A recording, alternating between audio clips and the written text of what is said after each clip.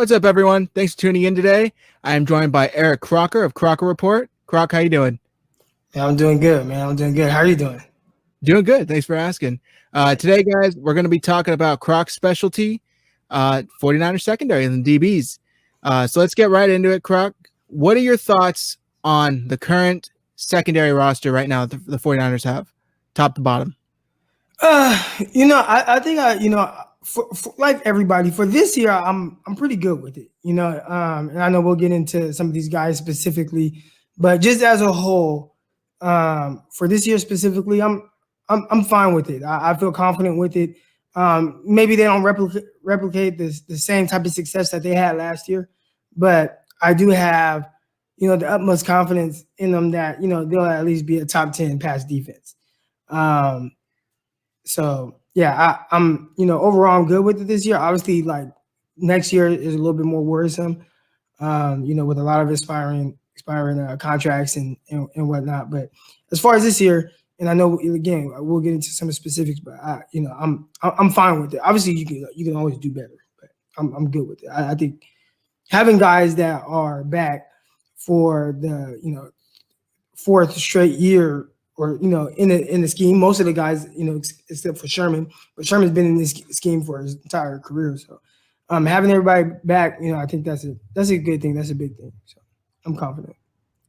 Okay. Yeah, definitely continued growth in the scheme is going to be, huge. Now, were you kind of upset or, didn't like the fact that they didn't address it at all, either in free agency or in the draft? I thought like last year, I was one of the guys that were like, I don't see them really addressing the secondary. This year it was pretty much the same. I thought they have a solid, 4 deep at the safety position when you factor in Ward, Tavares Moore, Tart, and Harris. I think they're more than fine with any of those guys having to start, any one of those 4. I think from the cornerback perspective, you look at it, nobody was going to unseat Richard Sherman this year. And, you kind of ride it out with him. This is the last year of his contract. And then obviously there's, Witherspoon and Tavares Moore. So I just didn't think – I get it in the sense of like, wanting to be able to upgrade that position. I just didn't see realistically where at any of those positions someone was going to come in and make an impact that not only, our starters couldn't make right now, but even the guys directly behind them. I think there's – solid enough depth. Now at the cornerback position, I think where I was most worried, even with this year, is like the 4th corner, right? Like if something happens to Sherman and Spoon or Mosley, 2 out of the 3 top corners, like then what? Then you have, Dante Johnson having to start, or Jason Verrett. Like, we don't even know what he is. He only played a few snaps last year. So that's where it's a little bit more worrisome. But just from, hey, all things equal, everybody healthy coming in, I feel like they're pretty good with their 2 deep at both corner and safety. So I didn't see them addressing corner or safety. I just didn't see it.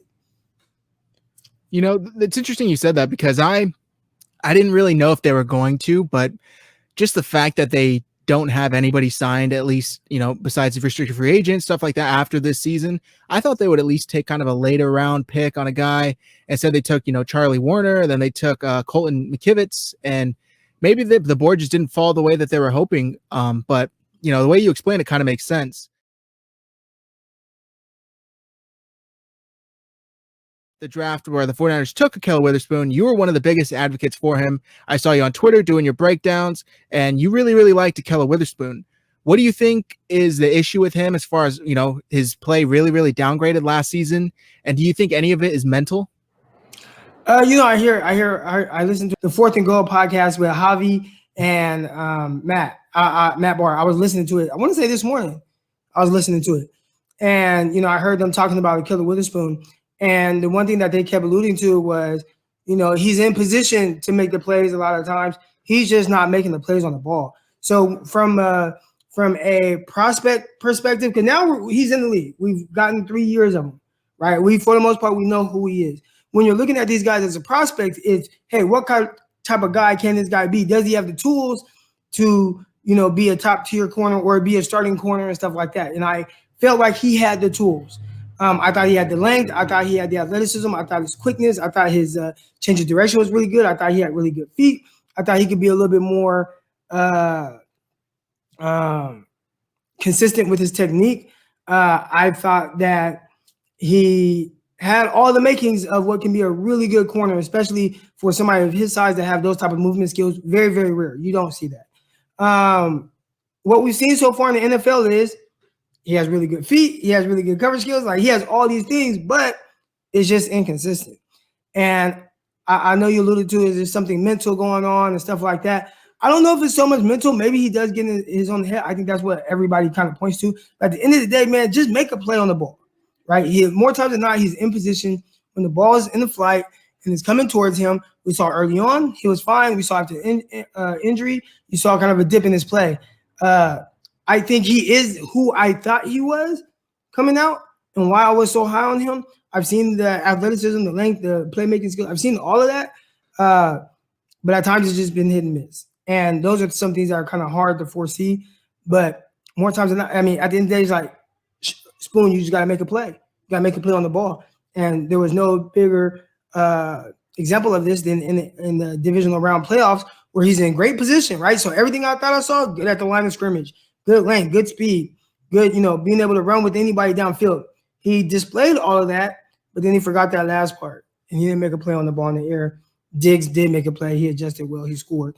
So with Spoon, he is what I thought, in the sense of like the type of corner I thought the 49ers were getting and what I thought he was pre-draft, is the consistency, which I feel like he can definitely be better at. And maybe, again, we've seen 3 years of him. It's been up and down. Maybe that's just him. And, that's tough. He kind of reminds me of like the defense's version of Dante Pettis. Like, it's like he has all the intangibles, all the skills, but he can't really seem to continue to put it together consistently out there on the field. And you're kind of left scratching your head, like, what is it that is holding this guy back? What is it that he can't seem to kind of get it together? So it's going to be interesting. I actually picked him. We did a video the other day, and I picked him as my kind of under the radar breakout star of next season, just mainly based on the fact that he did show, at least for like a 3 weeks, first 3 weeks of last year, he was playing at a relatively high level, especially for him. I mean, high, I think is an understatement. I think he was playing like, hey man, I'm like the best corner in the game, outside of the the one play he gave up to Juju Smith, which was a good throw, right, good catch, and he tripped.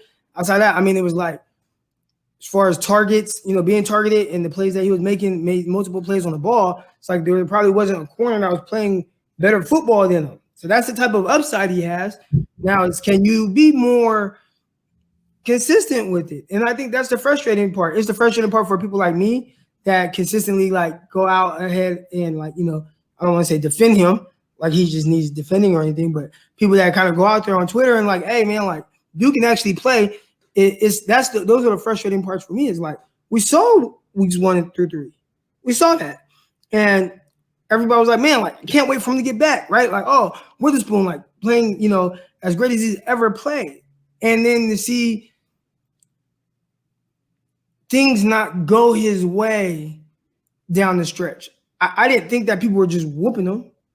I thought, like, hey, you can clearly see he can play, just make a play on the ball. But go ahead. Sorry, I cut you off. No, you're good.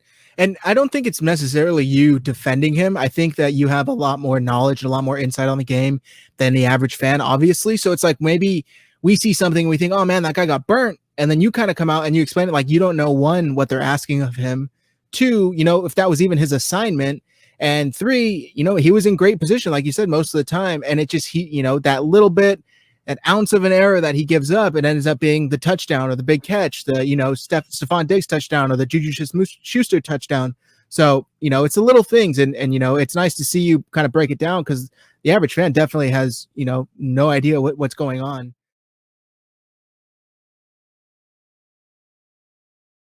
Not much of the secondary is at least scheduled to come back. If you were GM, put your GM Crocky hat on right now. Who's coming back?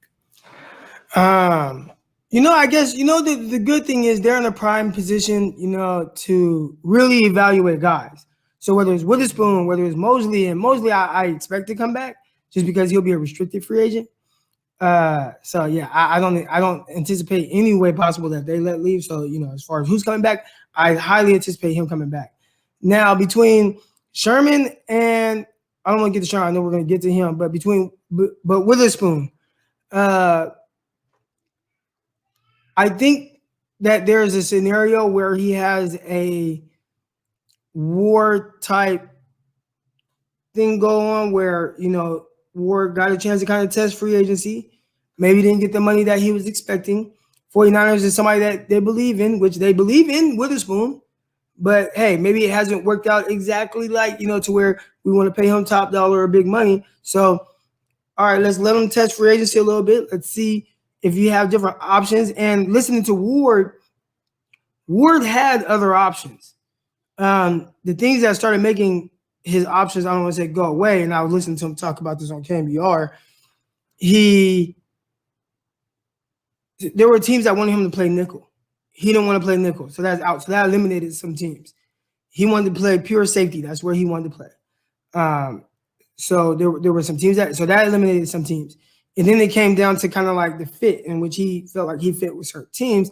And he decided that for him, coming back, playing for the 49ers, a place that he had been, the place that he knows, I don't have to, and these are his words, he didn't have to learn the locker room, he didn't have to learn the defenses and things like that.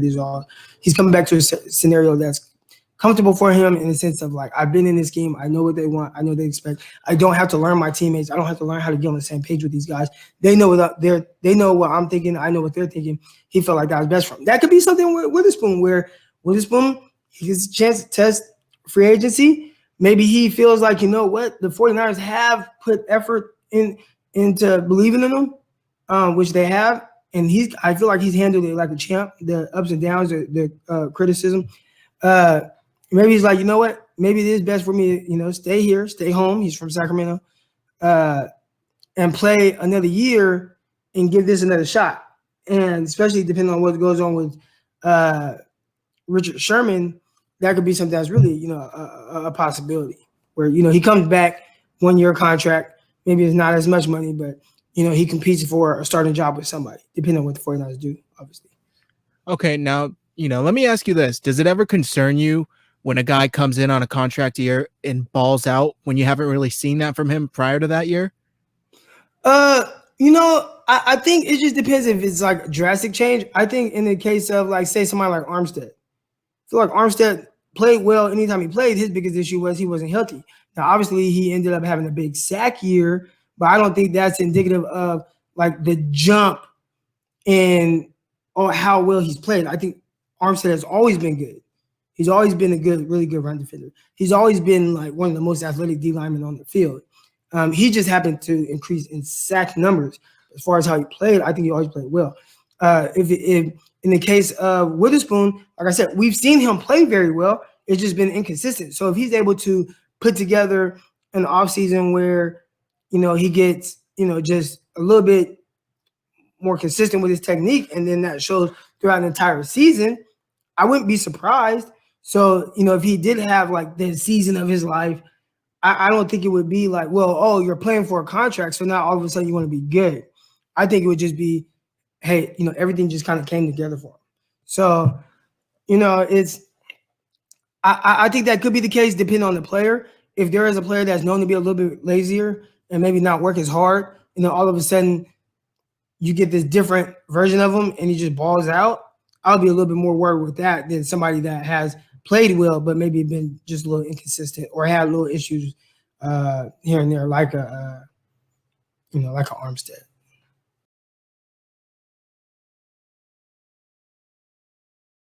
What do the 49ers have to do to make sure their secondary matches that level or even comes close to it? Because, it was historically great, so it's kind of going to be hard to get close to that level.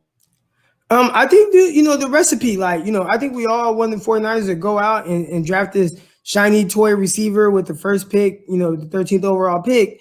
And the 49ers said, we went in the trenches, and that's how we're going to continue to build this team. I think for a lot of us, it was like, man, they took another D lineman, like, wow, like 5 out of 6 years or, 6 out of 7, whatever, how many years it is. And it's like, man, like, there's Lamb there, there's Judy, like, how dare they pass on those guys? But when it comes to the 49ers, that's how they win. They win in the trenches. So when it comes to the secondary, the pass rush is the secondary's best friend. And they built monsters up front. They still have monsters, even with the departure of Buckner. You know, you have a guy has big time talent like a Kinlaw, you know, and you pair Kinlaw with Ford and Bosa and Armstead and even a guy like Robert Blair Ronald Blair that's coming off of an injury, but the DJ Jones is such a loaded defensive line. That's how they win, and that's going to be the recipe for the secondary. These guys get home, or they're moving quarterbacks off their spots, or making quarterbacks want to throw it before they have to, or before they want to. Secondary is going to look good.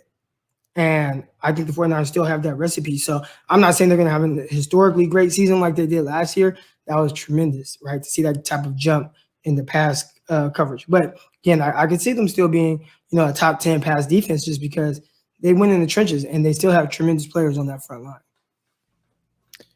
It seemed like they have their formula down, they have their equation, and they feel like it really worked for them, and they weren't going to deviate from that, and that's why they went and picked Kinlaw instead of a guy like CeeDee Lamb or Jerry Jeudy. They felt comfortable taking Kinlaw, and then they were hoping that they could get Ayuk later in the first round. So they obviously have their formula down, and they're going to try and roll with it and hope it works again. He's previously said when he's towards the end of his career, he definitely will consider it or wants to make that move. Do you see him making that move while he's here with the 49ers?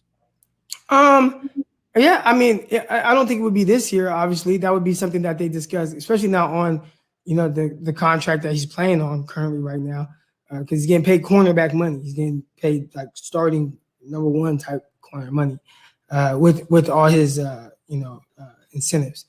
I think that down the line, yeah, like that might be something where he wants to come back and play a position. Now, I think a lot of people, the first thing they think of is free safety, right? You think of that single high guy. I think Sherman is more of a two high safety or really closer to the line of scrimmage. He's an extremely aggressive tackler, really good sound tackler. I think, matching up against tight ends who, as Sherman's kind of ability declines a little bit, guarding guys that aren't going to threaten him as much vertically, and he could still match, with his lateral movements. I think that would be a good spot for him.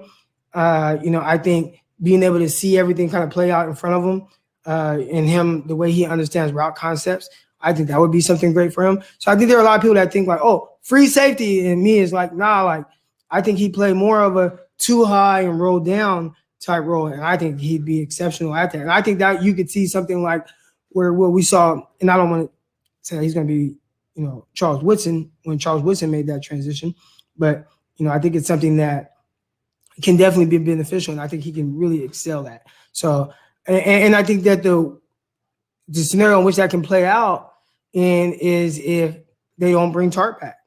If they don't bring Tart back, that'll open up, maybe some discussions with Sherman on, hey, what do you think about playing this position? And I think the 49ers safeties are, they can do both. They're interchangeable with that. I think you have a primary guy that you prefer as a deep safety, but really right now, Sherm, Ward or Tart, they can both roll and play single high or play down and match up against tight ends. They both can do that. 49ers do a lot of that.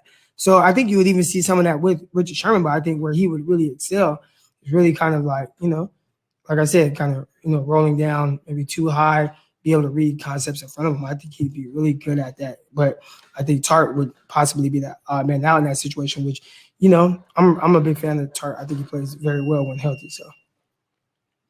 Yeah, it's funny you mentioned Tart because we did a video recently on Niners News on our YouTube channel, and Matt talked about trading Tart possibly, get some value back instead of a compensatory pick, and then you move Sherm up and replace him. And I don't know. I mean, it would make sense. I could see it, but then it's like then you still leave a hole at corner. You would need to kind of fill that. It wouldn't be an immediate thing to do, but I could see it if they bring him back. He would be interested in moving to that spot if they happen to let Tart go. Now, I'd have to let it play out. I'd have to let it play out just because of the fact that right now 49ers are still, the championship ready, and I think the defensive backfield is set as is. So I wouldn't mess with it. I would, let Tart walk, and if you get a comp pick back, great. And that's if you don't bring him back. Again, I like Tart. That would be it it would be hard to kind of let him go. I would like to see him be a 49er for the rest of his career. I think he's a little underrated, I think, with some of his abilities.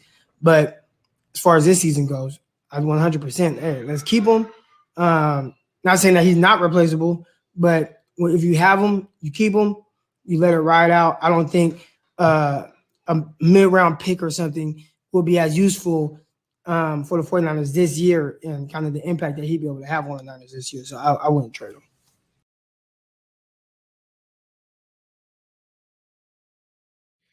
He's a very knowledgeable guy. You've seen him kind of take some younger guys like Akello under his wing. Is coaching in his future when he hangs up the cleats? Oh, man, I think he has like just a knack for it. I think probably more television if I were him. Coaching, I think the part people don't really understand, it's from the outside looking in is great. Like, oh, it looks, it's fun and you're around it. You're still around football and you're still close to the game. But there's so much responsibility with coaching where, you're in meetings all day and you're watching film. You have to break things down. Your hours are longer as a coach than they are as an actual player. And there are a lot of guys like Richard Sherman who's been playing for, however many years, probably close to, 10 years now. That's a lot of time where, you spend focusing on something and not so much on your family, like as far as really being able to give them more quality time. So I know if it were me, if I were somebody like Sherman with his type of personality, I think TV would be more appealing to me. Probably get paid more right away. He has a really nice personality for TV where people are really going, and he's very intelligent. So people are going to really want to hear what he has to say and his insight on really what's going on with the game and stuff. So I'd probably, and that would allow him to be home throughout the week. Maybe have to fly out somewhere on weekends, but he gets to do everything from the comfort of his own home, still make good money. So if I was Richard Sherman, I don't think I would coach. I think I would go into TV. And not everybody has that opportunity. There's only a few that they're going to come to right away. And, like a Tony Romo, like a Drew Brees, there's only a few. A lot of times the quarterbacks, right, or defense like a Strahan who has a really good personality. Not everybody's going to have that opportunity. So like a guy like Wes Welker, it's probably, you probably got to be a coach. Sherman, I think he'd be really good for TV. And that's where I would kind of lean if I were him. Yeah, it's like there's the guys like Tony Romo, Drew Brees, and then there's guys like Jason Witten where they translate into TV and it doesn't really work well. But I've never actually thought about that. I've always thought about him as a coach, but when you brought up TV, it makes a lot of sense. He's well spoken, he's energetic. And he's very opinionated. He's very opinionated. And I think that's I think the one thing that people will get from him, kind of like a Troy Aikman, where Troy Aikman, he doesn't really tell you on broadcast, like he's not like the nice guy. He kind of really he keeps it real, And I think that Sherman to be that type of guy on TV where, he keep it real and he'll give a different perspective.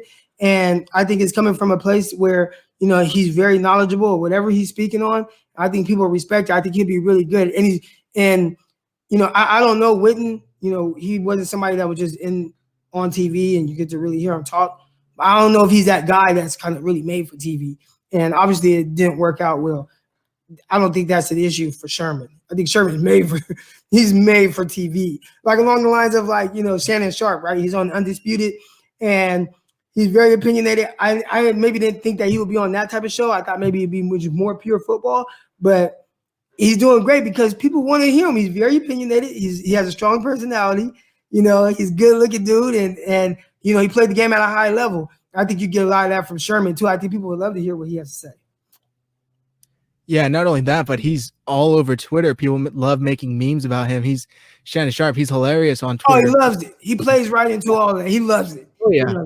It's hilarious. But every press conference this season, Sherm was up there. You could tell he loves the attention. He loves the crowd. He loves answering questions. He would kind of flip it back on the media. Like, let me ask you guys this. You guys.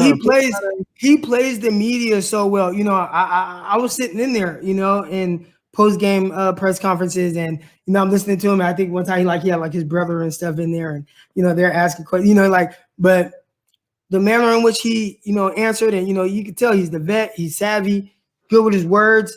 Everything is well thought of. And it's like almost like he has a plan to how he's going to even attack the media questions, and if he does off the fly, man, he's just really good. But TV, man, and not TV in the sense of calling the game. That's also a different ball game, and that's where Witten struggled. I think he needs to be on like a pregame or like what Randy Moss and Chris Carter and those guys do, where they're up there, talking football. I think that's the role I would have him in more so than like what NFL Network does with like Steve Smith.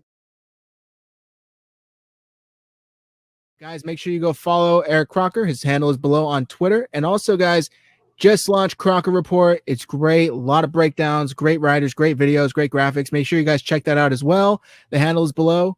Croc, thank you again, man. I appreciate it. Anytime, my guy.